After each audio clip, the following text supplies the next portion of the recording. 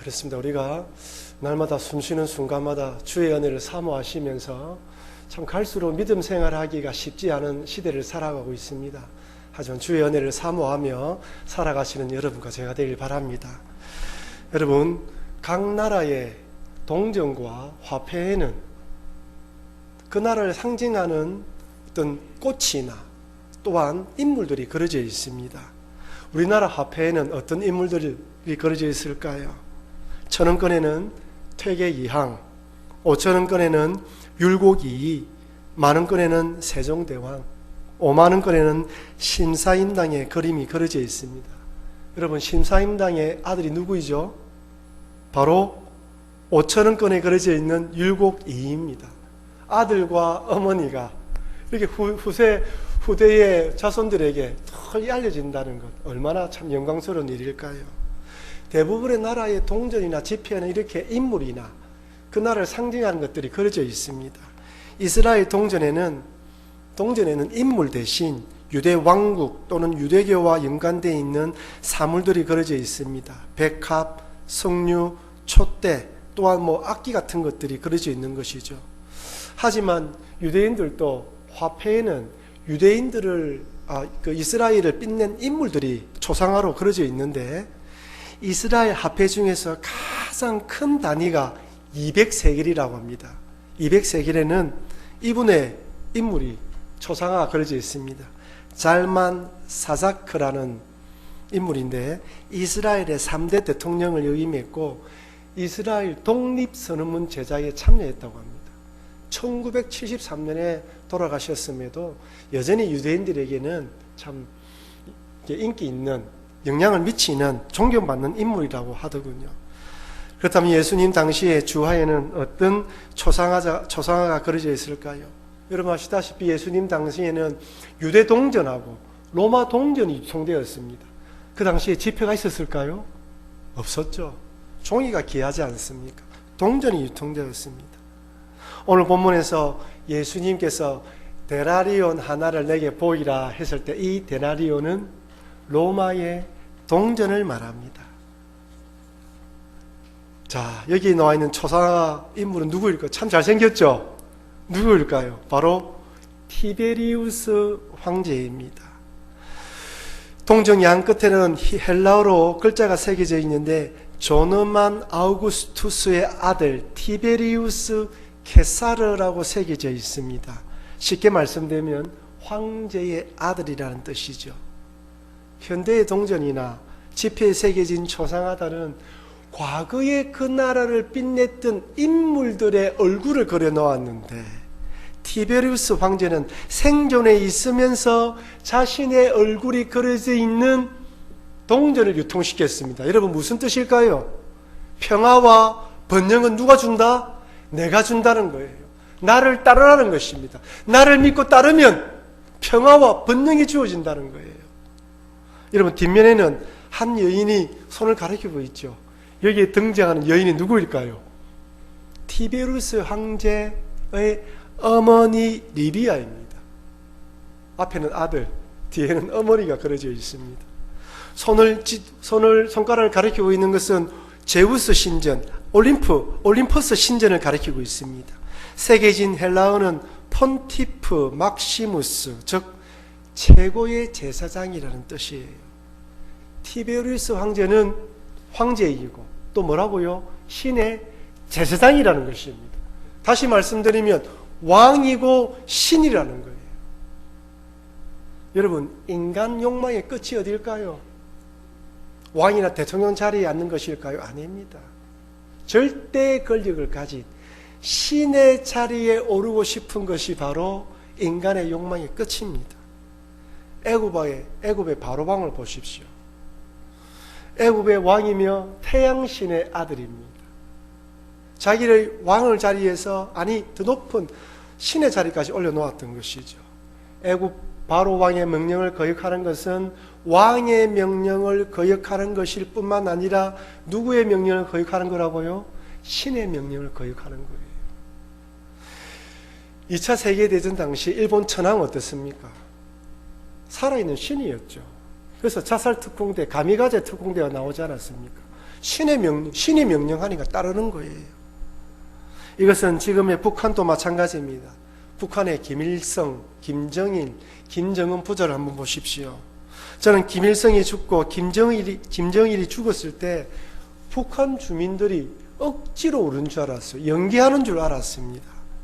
하지만 정말 신처럼 추앙했기에 진짜 슬퍼서 울었다고 하더군요. 지금도 북한에서는 기독교인, 즉 하나님을 믿는 것을 가장 큰 범죄로 취급합니다. 왜 그렇습니까? 김씨 부자, 김정은이 가장 존엄의 자리에 앉아 있는 거예요. 하나님 자리에 앉았기 때문에 다른 신을 섬기는 용납하지 못합니다. 요한계시록 13장에 보면 두 짐승이 등장합니다. 한 짐승은 땅에서 올라왔는데 뿔이 여리고 머리가 7 달렸습니다. 또 다른 짐승은 바다에서 올라왔는데 어린 양같이 2 뿔이 있는데 용처럼 말을 한다고 되어 있습니다. 땅에서 올라온 짐승은 국가 권력을 의미하고, 바다에서 올라온 짐승은 거짓 선지자, 즉 그리스도, 종교 권력을 의미합니다. 즉 그리스도, 이 거짓 선지자가 땅에 있는 짐승을 섬기도록 사람을 충동시키는 거예요. 다시 말씀드리면 종교 권력과 국가 권력이 힘을 합하여 하나님 믿는 세력을 대적하고 핍박하는 것입니다. 어떤 분은 요한계시록에서 두 짐승이 등장한다고 하니까 이전에 없던 새로운 무언가 나오는 것이라 생각하지만 그렇지 않습니다. 앞서 언급했다시피 애굽의 바로 왕, 로마의 티베루스 황제처럼, 북한의 김일성, 김정일처럼 말세 시대, 아니 종말의 마지막 시대에 권력과 종교 권력에, 국가 권력과 종교 권력에 연합된 무엇인가가 나타나서 또 우리 기독교인들을 핍박하고 박해하는 것이죠. 그때 무엇을 준다고요? 짐승의 표를 주는 거예요. 그 짐승의 표를 받는 자들은 생존해 갈 수 있지만 그렇지 않는 자들은 살아가지 못하는 시대가 온다는 것입니다. 그 환란의 시대를 통과해야지만 승리자가 되고 이기는 자가 되고 하나님 나라에 들어가는 것이죠. 제가 이렇게 말씀드리니까 무섭죠. 과연 내가 그때 환란의 시대를 통과할 수 있을까 염려되시기도 하죠. 네, 여러분 잘 기억하십시오. 우리 주님, 하나님 믿는 백성, 또 하나님 선택한 백성은 하나님께서 그 환란의 시대, 핍박의 시대가 막상 도래하면 그것을 이길 수 있도록 힘을 주십니다. 성령 안에서 믿음을 사모하는 자들에게는 우리가 감당하지 못하는, 생각지 못하는 힘을 주셔서 극복하게 만들어 주시는 거예요.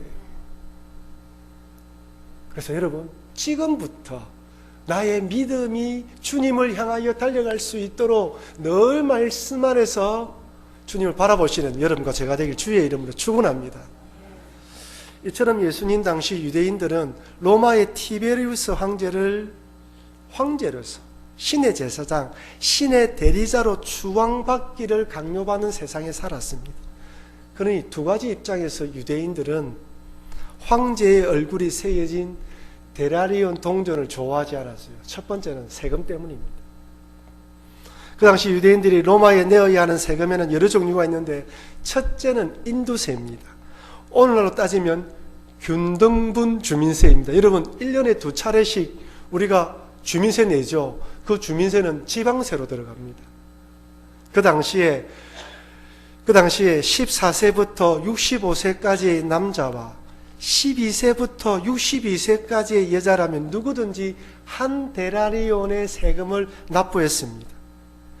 둘째는 토지세입니다. 모든 곡물에는 10%, 포도와 기름에는 5%를 부과했습니다. 셋째는 소득세예요.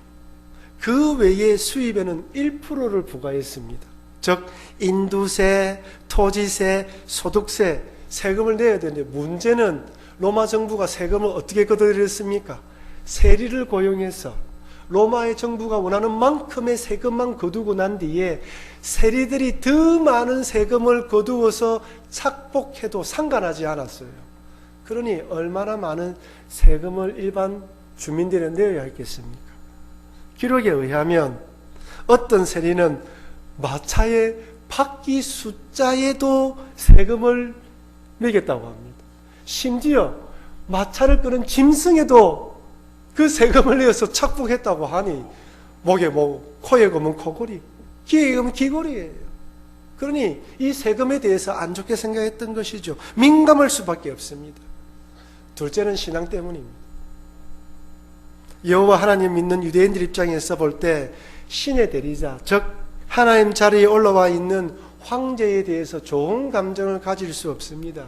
그래서 신앙이 좋은 전통 유대인들 중에서는 일부러 황제의 얼굴을 손으로 뭉개어서 사용한 사람도 있었다고 합니다. 요세푸스의 유대 교대사에 의하면 AD 7년에 고넬료, 수리아 총독 구네뇨가 세금을 더 거둬들일 목적으로 호적 조사를 했는데, 이때 갈릴리의 유다라는 사람이 하나님 백성인 우리가 하나님께만 세금을 바칠 것이지 그 누구에게도 세금을 바치지 못한다라고 반란을 일으켰어요. 이때 총독은 로마 2개 군단과 4개 기병대를 파병하여 진압한 후 갈릴리로 들어가는 그 입구에 2,000개의 십자가를 세워서 반란자 2,000명을 매달아 죽였어요. 무슨 말입니까? 반란하면 이렇게 된다고 본을 보인 거예요. 세금 때문에 반란을 일으키면 이런 엄청난 보복을 당할 거니까 조심하라는 거예요. 그러니 그 당시 세금 문제는 정치적으로, 종교적으로 아주 민감한 이슈였습니다. 자칫 잘못 발언하면 유대인들에게는 민족의 반역자가 되고, 또 잘못 발언하면 로마인들에게는 선동하는 반란자가 될 수 있는 거예요. 이것을 알고 일부러 종교 지도자들은 예수님을 책잡기 위해서 세금 질문한 것입니다. 이렇게 예수님을 책잡기 위해 어린인 척 접근하는 종교 지도자들 한번 보십시오. 누가복음 20장 19절 20절 우리 같이 읽겠습니다.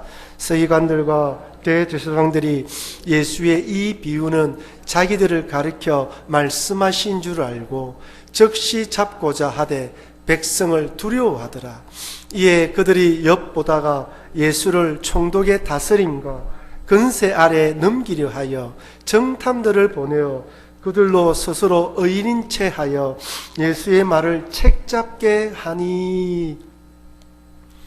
지난주에 살펴보았듯이 포도원 비유를 통하여 포도원 농부들이 바로 너희다, 탐욕과 욕심으로 종도를 때리고 주인의 아들도 죽이는 그들이 바로 너희들이다라고 말을 했습니다. 이렇게 말을 했다면, 또 자기들을 위해서 자기들을 향하여 하는 말이라 알았다면 회개하고 돌이키면 되는데 더 강팍해졌어요. 이제 자기 손을 들이지 않고 예수님을 책잡아 죽이려고 괴략을 꾸미고 있습니다. 자신의 정체, 자신들의 속셈이 드러났다면 잘못을 비려야 하는데 오히려 더 강팍해진 것이죠. 여러분, 얼마나 강팍해졌는지 방금 읽었던 구절에서 이 부분을 보십시오. 엿보다가 의인인 척하며 책잡게 하기 위해. 여러분, 이 단어들을 보면 떠오르는 인물이 아니라 떠오르는 누군가가 있죠. 여러분, 누구입니까? 사단마귀입니다. 사단마귀의 수법입니다. 전형적인 수법이죠. 지금 종교 지도자들은 자신도 모르는 사이에 사단마귀의 하수인이 되어 있어요. 여러분, 이 얼마나 무서운 일입니까? 욕심과 탐욕, 시기와 질투, 기득권에 사로잡혀서 눈이 멀어버리면 아무리 하나님 말씀을 들어도 그 말씀이 깨달아지지 않고 그 말씀이 한 귀로 듣고 한 귀로 흘러버리는 거예요. 오히려 더 강팍해져서 자기를 고치려고 하고 돌이키도록 주시는 말씀도 받아들이지 않고 사단마귀의 하수인이 되어버리는 것입니다. 그래서 여러분, 제가 지난주에 말씀을 드리면서 하나님 말씀을 정직하게 받아들이려고 하지 않았습니다.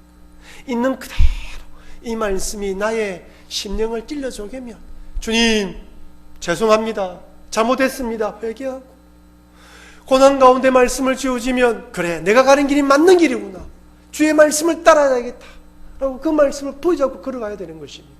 그렇지 않으면 어떻게 된다고요? 종교 지도자처럼 사단마귀의 하수인이 될 수 있다는 걸 꼭 기억하시면서 말씀 안에서 하나님의 말씀 안에서 잘 분별하시는 여러분과 제가 되길 바랍니다. 의인 척 접근하며 예수님을 책잡으려는 종교지도자들이 이렇게 질문합니다. 22절입니다. 우리가 가이사에게 세를 바치는 것이 옳으니까 옳지 않으니까 하니 예수님이 이렇게 대답합니다. 누가복음 20장 24절 같이 읽겠습니다. 데나리온 하나를 내게 보이라. 누구의 형상과 글이 여기 있느냐? 대답하되 가이사의 것이니이다. 아멘. 여기 데나리온 하나를 내게 보이라 하시죠. 여러분, 여기서 예수님은 누구에게 데나리온 하나를 보이라고 했을까요? 예수님의 제자일까요? 종교 지도자들 중에 한 명일까요?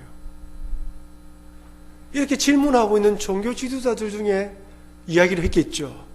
그러니까 그들 중에 한 명이 이 데나리온을 꺼낸 것입니다. 여러분, 그렇다면 지금 예수님과 논쟁하고 있는 이 장소가 어디입니까? 성전 안입니다. 성전에는 로마 동전이 통용되는 것이 아니라 유대인들의 동전이 통용되었어요. 그래서 환정상이 있었습니다. 아울러 전통 유대인들은 로마 황제의 얼굴이 그려져 있는 동전을 불경건한 것이라 생각하고 가지고 다니려고 하지 않을 뿐만 아니라 황제의 얼굴을 뭉개서 사용했습니다. 근데 예루살렘 성전 안에서 종교 지도자가 동전을 가지고 있다는 것은 무엇을 말합니까? 돈을 사랑하는 자들이라는 거예요. 의인인 척하지만 자신들의 윗선적인 신앙이 드러난 것입니다. 만약 예수님께서 호주머니에서 로마 황제의 얼굴이 그려지는 데나리온을 꺼냈다면 무엇이라고 책잡았을까요? 저 봐라, 예수는 로마 황제의 얼굴 가진 동전을 성전에까지 가져오는 사람이다. 돈을 좋아하는 사람이라고 책잡았을 것입니다. 그런데 어두하든 어두하지 않든 예수님 말씀에 동전 한번 꺼내보라 라는 말씀에 아무 생각 없이 동전을 꺼내었는데 자신의 속마음이 들통나버린 것이에요. 세례 요한에 대해서는 무책임하고 포도원 비유를 통하여 욕심과 탐욕이 가득한 자라고 지적을 받았는데 로마 동전을 꺼내면서 정명이 되어버렸습니다. 예수님을 책잡기 위해 논쟁을 벌였지만 논쟁하면 논쟁할수록 예수님의 놀라운 지혜에 사람은 탐복하고 종교 지도자들의 위선적인 모습만 들통났습니다. 여러분, 누가 죄인이고 누가 의인입니까? 누가 누구를 책잡고 있습니까? 그러면서 예수님은 이렇게 대답하십니다. 누가복음 20장 25절입니다. 같이 읽겠습니다. 이르시되 그런즉 가이사의 것은 가이사에게, 하나님의 것은 하나님께 바치라 하시니, 예수님의 이 말씀을 잘못 이해하면 이 땅에는 황제의 것이 있고 하나님의 것이 따로 있다라고 생각할 수 있지만 그런 것은 아닙니다. 황제의 것이 따로 있고 하나님의 것이 따로 있는 것이 아닙니다. 그래서 한편은 예스이고 한편은 노입니다. 여러분, 왜 노일까요? 온 세상의 주인은 누구입니까? 하나님입니다. 하나님께서 온 세상을 말씀으로 창조하셨고 지금도 다스리십니다. 예루살렘에 입성하실 때 예수님이 제자들에게 어린 나귀를 가져오라고 하시면서 주께서 서시겠다라고 말하라고 했습니다. 그 의미가 뭐라고 이야기했습니까? 모든 것이 하나님의 것인데 내가 맡겨놓은 것을 내가 너에게 맡겨놓았으니 이제 돌려달라는 의미였습니다. 동일한 것이죠. 하나님께서 모든 것을 우리에게 맡겨놓았습니다. 청지기 정신으로 우리는 하나님 주신 것을 맡아서 사용하는 자들입니다. 이런 관점에서 볼 때 우리 가진 것은 모든 것이 하나님의 것임을 믿으시길 바랍니다. 하나님 것이에요. 그래서 다윗이 시편에서 이렇게 하나님 높여드립니다. 시편 24편 1절 같이 읽겠습니다.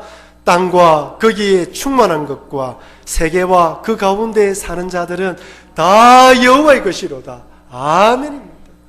여러분, 우리는 여호와의 것입니다. 여러분의 것이 아닙니다. 여러분의 자녀도 여호와의 것입니다.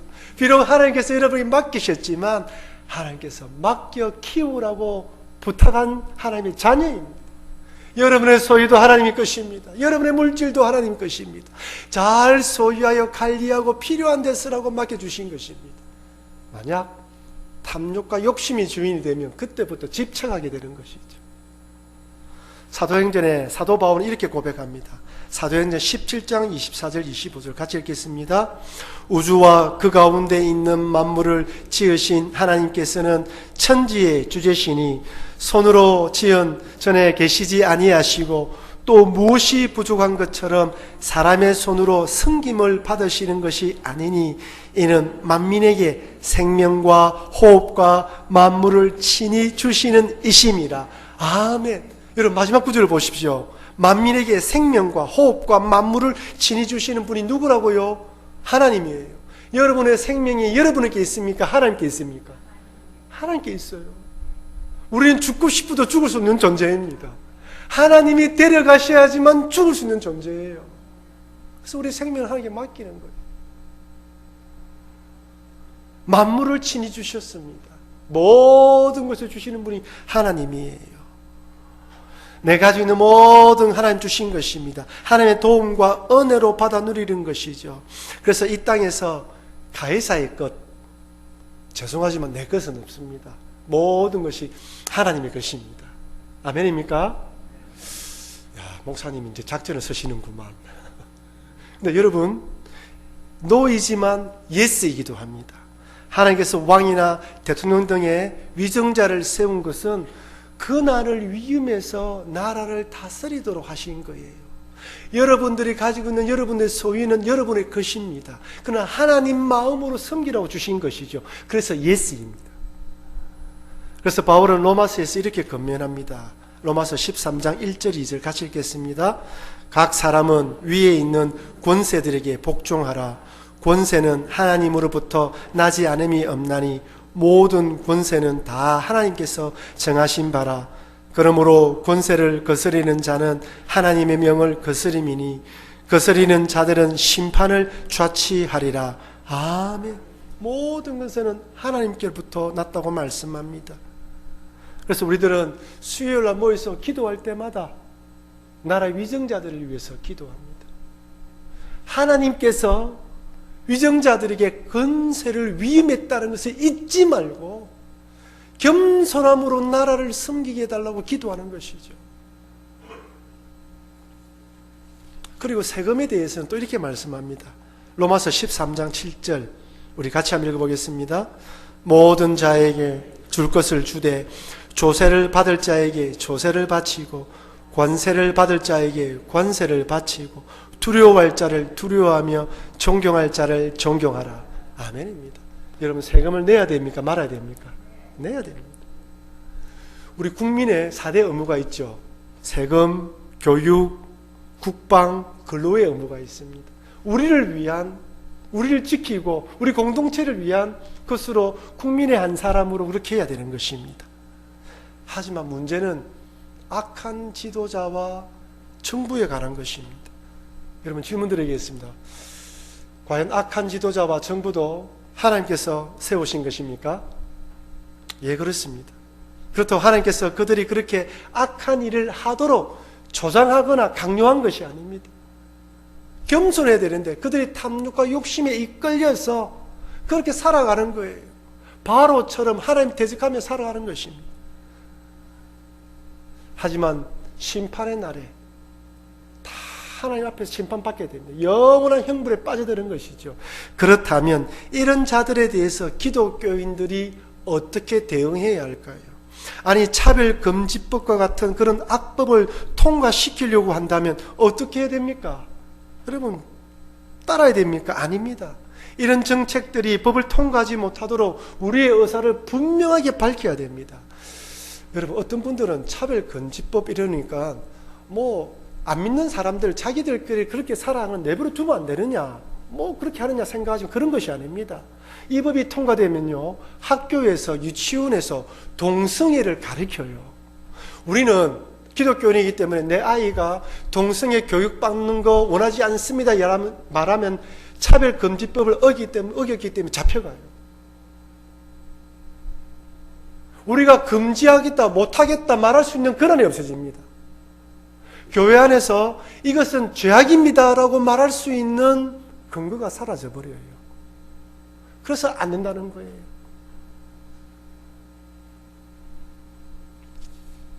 그리고 앞으로 요한계시록 13장에 말씀드린 것처럼 마지막 종말의 시대, 아니 지금 우리가 종말의 시대를 살아가고 있거든요. 끊임없이 사단 마귀는 국가 권력과 종교 권력을 서로 연합하여 짐승들로 통하여서 기독교인을 핍박하게 될 것이에요. 그런 시대가 올지도 모릅니다. 그런 시대를 통과해야 되거든요. 그때는 우리가 초대교회 성도들처럼 저 지하 감옥이, 지하 무덤이든지 땅속으로 들어가 숨어지든지 아니면 맞서 싸워야 할 때가 올지도 모릅니다. 그때는 이 둘 중에 어떻게 해야 될지 심각하게 고민해야 되는 것이죠. 사랑하는 성도 여러분, 종교 지도자들은 예수님을 책잡기 위해 세금 논쟁을 벌였지만 오히려 돈을 좋아하고 사단 마귀의 하수인에 전락해버린 것을 볼 수 있습니다. 그러나 여러분, 말씀 앞에서 어떤 길을 걸어가고 있는지 매번 매일매일 말씀 앞에서 정직하시는 여러분과 제가 되길 바랍니다. 하나님 모든 우주 만물의 주인이지만 이 땅의 미정자들에게 권세를 위임했음을 잊지 마시고 여러분, 나라와 국가를 위해서 기도해야 됩니다. 우리 수요일마다 기도하고 있는데요, 여러분 더 같이 동참해 주셔서 정말 나라와 민족이 하나님 원하시는 쪽으로 갈 수 있도록 기도해 주시고, 또한 국민으로서 세금뿐만 아니라 의무와 책임을 다하시길 바랍니다. 하지만 하나님을 반대하거나 신앙을 핍박하고 박해하는 때가 온다면 초대교회 교인들처럼 숨거나 신앙을 지키기 위해서 모든 걸 포기하고 숨거나 또한 맞서 싸워야 한다는 것을 잊지 마시고, 오늘 본문의 말씀처럼 가이사의 것은 가이사에게, 하나님의 것은 하나님께 드리라, 이 말씀의 의미를 잘 깨달아 믿음의 길을 걸어가시는 여러분과 제가 되길 주의 이름으로 축원합니다.